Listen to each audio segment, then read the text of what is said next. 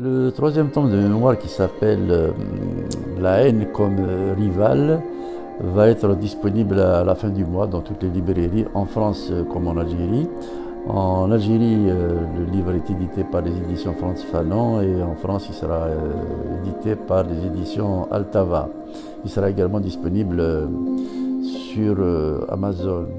C'est donc le troisième tome qui fait suite au tome 1 qui vient d'être réédité, La guerre comme berceau, au tome 2, La fierté conviétique, et qui précède le tome 4, Le pouvoir comme défi, et le tome 5, L'honneur comme héritage, les deux derniers titres n'étant pas définitifs.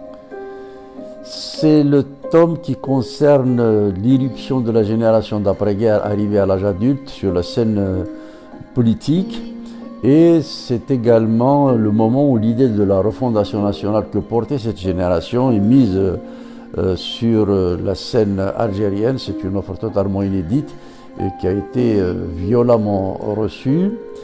Et je rapporte, d'où le titre d'ailleurs, La haine comme rivale, comment est-ce que cette génération a fait face à une haine de tous les instants. Pour le pouvoir, nous étions des alliés de l'impérialisme dont il fallait protéger la nation. Pour les islamistes, les laïcs que nous étions devaient disparaître de la terre. Pour les anciens opposants, nous étions, on va dire, des prétentieux qui s'invitaient dans une scène politique qui avait ses tuteurs, ses règles et ses objectifs.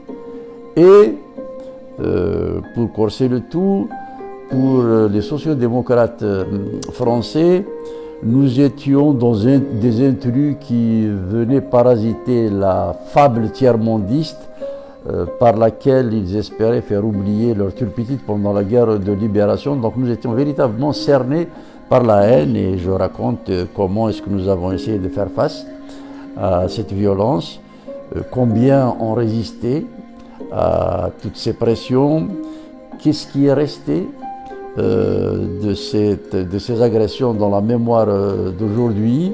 Je n'ai absolument rien occulté, je n'ai rien maquillé, je n'ai rien fardé. J'ai raconté très sereinement, très lucidement l'ensemble des épreuves, les acquis comme les erreurs qui ont été commises.